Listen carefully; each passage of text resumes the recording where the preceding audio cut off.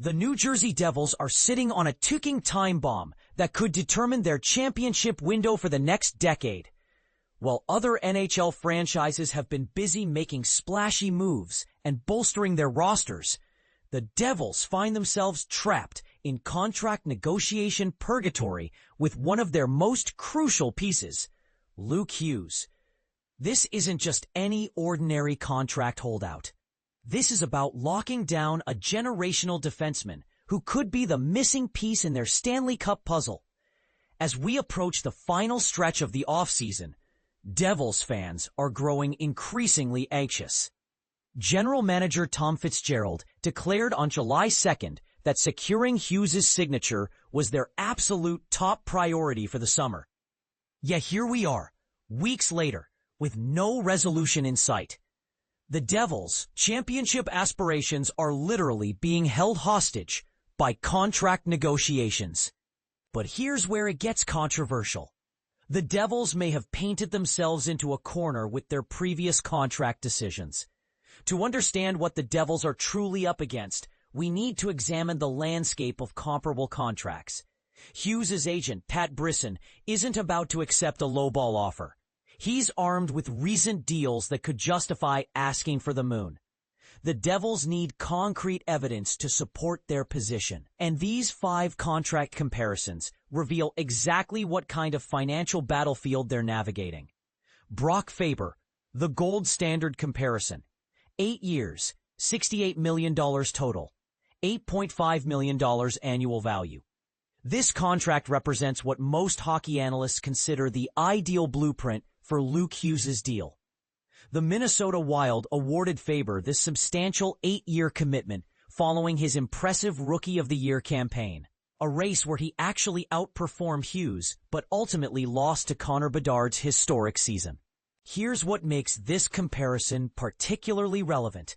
Faber's annual salary barely exceeds what Jack Hughes, Luke's older brother, secured on his extension. The Wild, known for their conservative approach to salary cap management, needed cost certainty as they prepare for Kirill Kaprizov's upcoming mega deal that could make him the second highest paid player league-wide. For the Devils, replicating this deal would be a massive victory. Securing Luke Hughes for 8 years at under $9 million annually would provide tremendous salary cap flexibility moving forward. It's worth noting that Jake Sanderson signed a remarkably similar 8-year agreement worth $64.4 million total, giving the Devils additional ammunition in their negotiations. But here's the part most people miss. Getting Hughes to accept this comparable might be more challenging than it appears on paper. Owen Power, the 7-year strategy. 7 years, $58.54 million total. $8.35 million annual value. Owen Power's contract presents a fascinating alternative approach that could actually benefit both parties more than an 8-year commitment. As the first overall pick in the same 2021 draft class as Hughes, Power's deal offers a compelling precedent. The critical difference lies in that missing 8th year. And this seemingly small detail could have massive financial implications for Hughes' career earnings. By signing a 7-year deal, Hughes would become a free agent at age 29, perfectly positioned to capitalize on what could be an exploding salary cap market. Consider this scenario. If Hughes signs a 7-year deal now, he'll hit free agency in 2032 with a full year left in his prime earning window. Given the NHL's rapidly rising salary cap, top defensemen could potentially command $15 to $20 million annually by then. That missing year from an 8-year deal could cost Hughes tens of millions in career earnings. And this is the part most people miss. Every other major professional sport has seen salary explosions that nobody anticipated. Why would hockey be any different? The salary cap has increased every year, and if history teaches us anything about professional sports economics, we're probably nowhere near the ceiling. Hughes might be wise to bet on himself and the league's financial growth. Noah Dobson, The premium price point. 8 years, $76 million. Total, $9.5 million annual value. This summer's most eye-opening contract came from an unexpected source: the Montreal Canadiens' aggressive pursuit of Noah Dobson. After acquiring the defenseman through trade, Montreal immediately committed to an 8-year extension at $9.5 million annually. Here's where the controversy really heats up. This could be exactly what Pat Brisson is targeting for Hughes. While Dobson brings more NHL experience than Hughes, the financial landscape suggests this number isn't unreasonable. When adjusted for salary cap inflation, Hughes receiving $9.5 million today represents roughly the same cap percentage that Jack Hughes secured with his $8 million deal during the pandemic-flattened cap era. If the Devils want to end this negotiation quickly and secure their foundational piece for 8 years, paying Hughes $9.5 million might simply be the cost of doing business in today's NHL. Sometimes, getting your franchise cornerstone locked up is worth paying a premium. But here's the uncomfortable truth.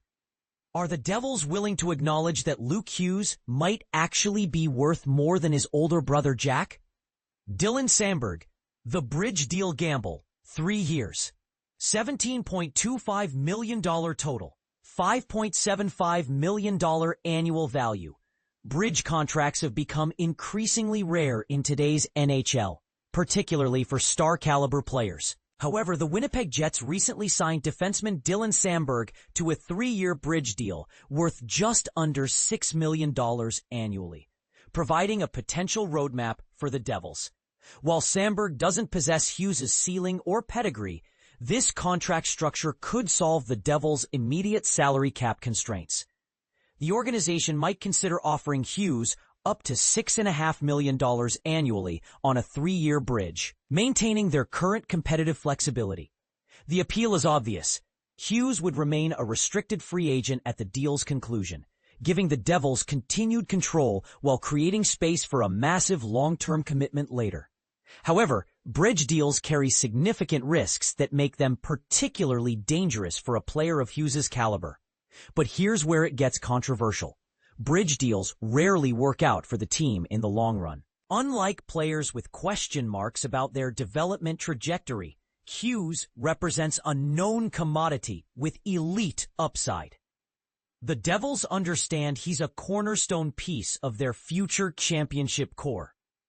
Choosing a bridge deal might save money short-term, but could cost them exponentially more when renegotiation time arrives. Thomas Harley, the high-risk, high-reward option. 2 years, $8 million total. $4 million annual value. For teams facing severe salary cap constraints, the Dallas Stars' approach with Thomas Harley offers the most aggressive cost-cutting strategy. A short-term deal at $4 million annually would provide the Devils with immediate financial flexibility to address roster needs. Imagine the possibilities. Hughes locked up at just $4 million per season would free up enough space for the Devils to pursue significant upgrades both this offseason and next. From a pure team-building perspective, this approach maximizes their competitive window flexibility. However, this strategy comes with enormous risks that could backfire spectacularly. A 1 or 2 year deal would expose Hughes to offer sheet possibilities, and here's where things get really interesting. The Vancouver Canucks could potentially make a godfather offer to unite Luke with his brother Quinn. And this is the part most people miss. Offer sheets have become more common recently. And a player of Hughes' caliber on a short-term deal would be an irresistible target. A 2-year term would align with Quinn Hughes' free agency timeline, creating a perfect storm for Vancouver to make an aggressive play. The Devils would be gambling that no team would be willing to surrender the massive compensation required for an offer sheet. The clock is ticking. Contract negotiations have been ongoing for months without resolution, suggesting that term length, rather than annual salary, might be the primary sticking point. Each comparable contract presents compelling arguments for different approaches, but time is running out for the Devils to make their decision. The fascinating reality is that both sides have legitimate reasons to prefer different contract structures. Hughes has every incentive to bet on the rising salary cap and his own development, while the Devils desperately need cost certainty to build a championship roster around their young core. But here's the uncomfortable question that Devils management must answer. Are they willing to risk losing a generational talent over contract structure preferences? The stakes couldn't be higher. Luke Hughes represents the type of foundational defenseman that championship teams are built around. Getting this negotiation wrong could haunt the Devils for the next decade, while getting it right could solidify their place among the NHL's elite contenders. What do you think? Should the Devils pay the premium to secure Hughes long-term, or is gambling on a bridge deal the smarter financial play? Are we underestimating how much the salary cap could explode in the coming years, making Hughes' current demands look like a bargain in hindsight? Let's debate this in the comments. I have a feeling Devils fans are going to have some strong opinions about which direction their team should take.